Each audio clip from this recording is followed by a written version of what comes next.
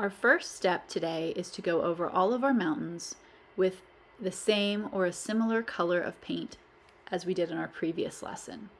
The paper has now dried, and you might have the colors still left on your palette that you can go back and use. If so, just go ahead and rehydrate those and begin to apply. If you don't have the colors left, then go ahead and take a few moments to mix up colors as close to the colors from yesterday as possible.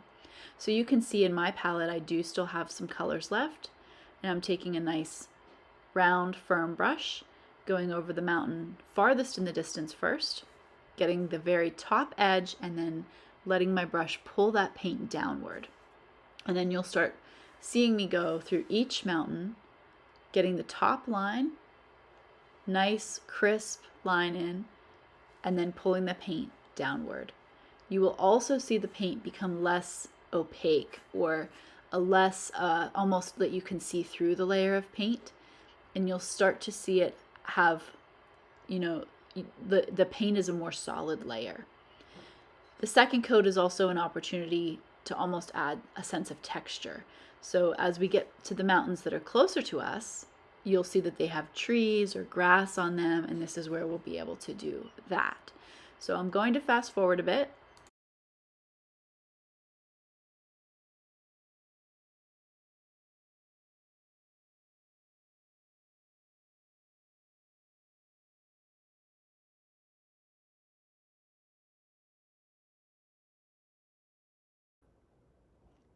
All right, we're going to start working on the mountains that are closest to us, our foreground mountains. And the mountains that are closest to us are going to have the most detail because we are closer to them and we can see more detail. So what you might want to do is start to think about a texture. It might be that you have grasses or that there's distant trees. You can see that I'm mixing up a more intense green. I'm applying it to the top edge of the mountain. But you can also see that as I go down through, instead of just pulling the paint as a solid color, I'm making my brush bounce up and down, and that allows me to add a sense of texture. I'll do this a few times because I want the watercolor paint to leave almost like tide marks or brush marks, and give the sense that there are these little tiny pine trees in the distance. So this is a mountain that's much closer to me. I'm using a little sponge there. You could also use a tiny piece of paper towel bunched up, or the edge of a brush that you just, bounce that brush tip up and down. And then let's just fast forward a little bit so you can see me work on this mountain range on the left and the right side of the paper.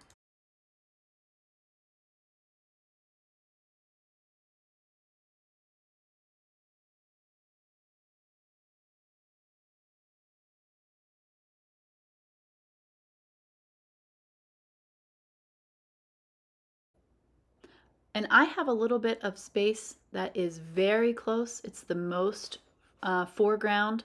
And I'm going to use a brighter green to show the difference between this mountain bit that is much closer to me as the viewer compared to the mountain that's just behind it. The brighter green will help my eyes understand that that is closer. And it will make sense then when I add a few pine trees in my next step, that land would show those trees so detailed. That will make sense to our eyes. So we're going to speed up the next bit.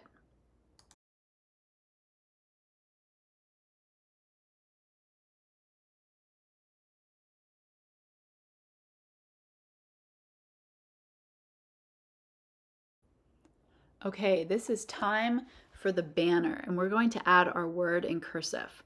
Before you come to the banner and intend to write your word, I want you to practice it on lined paper. Make sure that you know all the parts of all the letters to write it neatly. And now you also want to do it in regular pencil first to make sure that you can get it nicely centered. Go very lightly on your pencil because you can't really erase when you're dealing with watercolor. Now choose a nice dark watercolor pencil, trace over all of the letters that you've created in cursive with the neatest possible writing that you have. Please feel free to go really nice and slow here so that you have a lot of sense of control over each letter. and you can cross any T's or dot any I's. I wrote the word nature to emphasize the image as well. I got a brush and I've dipped it in water, and it's a tiny brush. I'm really lightly going over my watercolor colored pencil, redipping it as necessary in water. If you have the cake set and you have these little tiny brushes, these work really well for this too. And I just want you to go over each letter with water just to turn it into paint, not to blend it, just to turn it into paint, just like that. Once your word is done, you might want to sort of accent the word a little bit with another color. So if you feel like, I just need a little bit of a sense of green, or like I'm using a green pencil, just to give it a blackish green. And then I'll go over it one more time. This is optional, just if you feel like your picture doesn't reflect that color enough. So I added a little sense of green there. And now I'm just going to put tiny touches of green into the fabric of my banner, just about 2 or 3 areas. And then adding water with my brush to turn it into paint. Again, not over blending, just to give it a sense of movement and color. So you can finish your banner and let that dry, and then we'll move back onto your painting.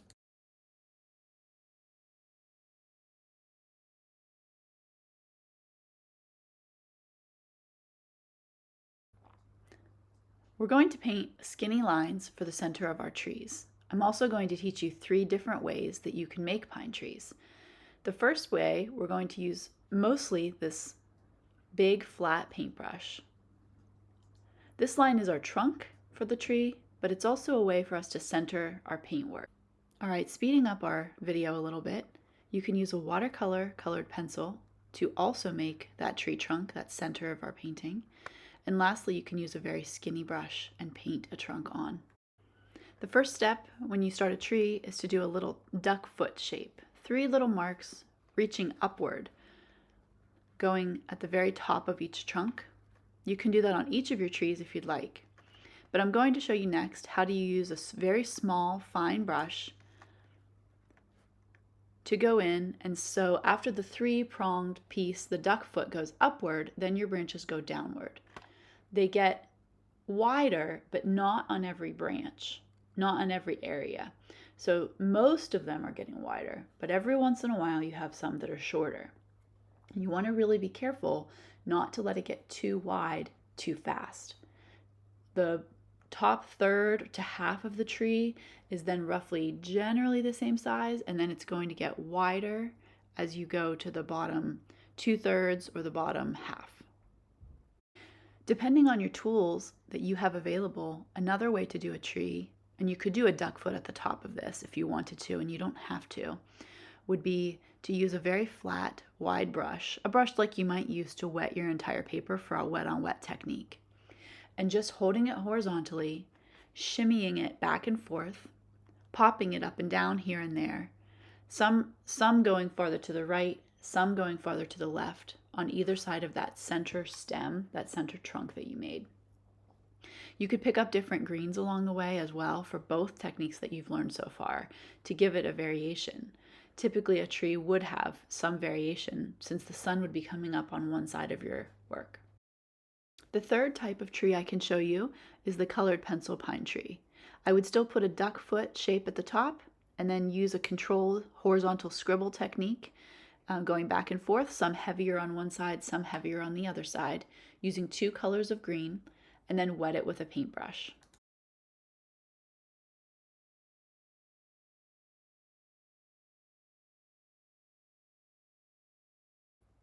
All right, the next step is to remove all of the masking tape from your artwork. Right there, you can see me pulling it away at a right angle. That's really helpful so that you don't end up with a lot of peeling paper as you take away your tape. You can see me pulling it directly, like opposite direction there, and upward and towards myself or away from the paper. Getting a nice clean line that we're left with a nice margin. Don't forget to take the masking tape off of your banner. This is, of course, when everything's dry. And now you're going to decide where your banner should go. So find a good spot, eye it up, and get ready to glue. All right, we're going to use glue stick. We're going to completely cover the back of the banner. Make sure you get a really nice even coat. Don't get it globby, and don't miss any spots because we want it to be really flatly glued down.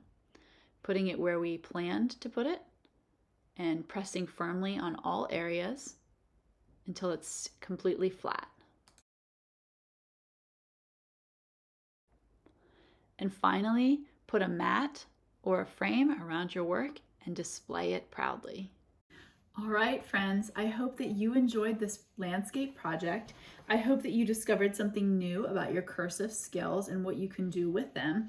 And I hope that you just enjoyed the whole process. I hope that you also get to keep on making art. See ya.